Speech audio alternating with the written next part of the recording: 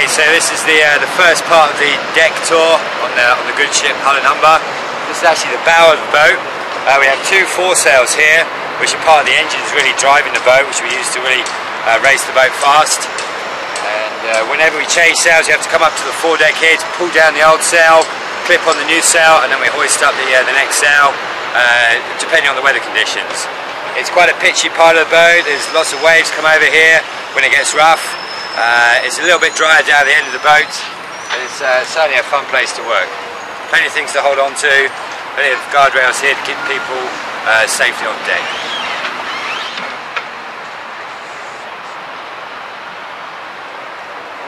So here we have the mast. This is what's obviously holding up the sails, and at the bottom of the mast we have all our halyards which run inside the mast, and then we get to haul the sails up to keep the sails driving nice and fast. Okay, so this is a snake pit. We have a lot of winches in this area which we use to haul in the sails, up and control the sails to keep the boat going fast. It's a little bit dry in this section of the boat, and it's a good place from where you can see what's going on with the sails, and then we move to the back of the boat where the steering happens. Okay, so this is the helm station. So from here you get to drive the boat, you get a good viewpoint of what's going on with the sails and what's happening with the rest of the crew. I seem to spend a lot of my time here keeping an eye on what's going on, and then I'm able to communicate what we need to do with the sails to the crew from this sort of position. We have a few dials here to tell us what's going on with the wind and also the depth when we're close to shore. Otherwise we have our navigation instrument come on here. We also have a VHF radio so we can call the Coast Guard and communicate with other boats.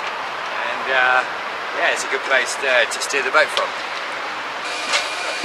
Okay, so this is the galley. This is a really important part of the boat. This is where we're cooking all the food.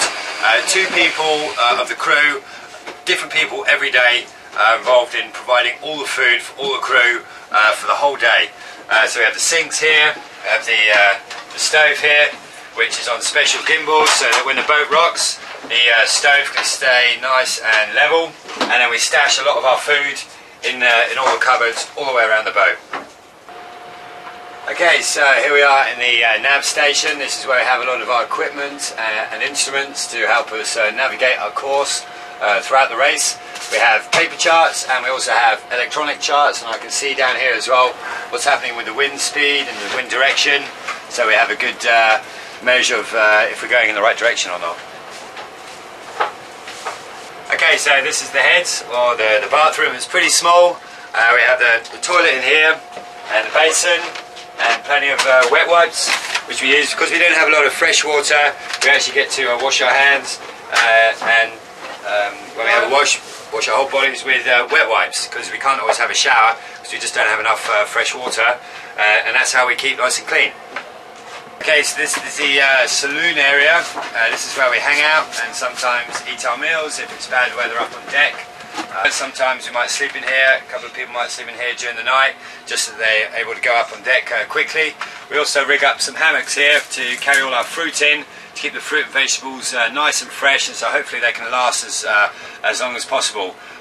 We're offshore for maximum, say, 5, maybe 6 weeks. We can't go shopping at all during that time, so the vegetables we buy the day before we leave, we have to try and make them last as long as possible so we can keep going with some fresh fruit and veg. Okay, this is the forepeak area where we have all the bunks, all the beds everybody sleeps in. We actually have 14 bunks in here.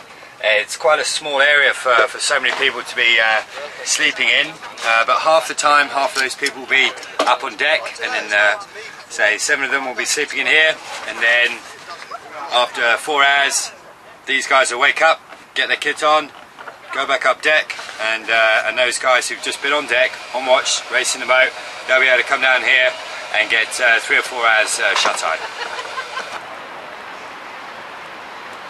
Okay, so that's our boat. We've shown you around on top of the boat and then down below decks.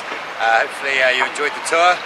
Look forward to you being able to follow us on our journey, on our race around the world, and we look forward to hopefully seeing you when we come back.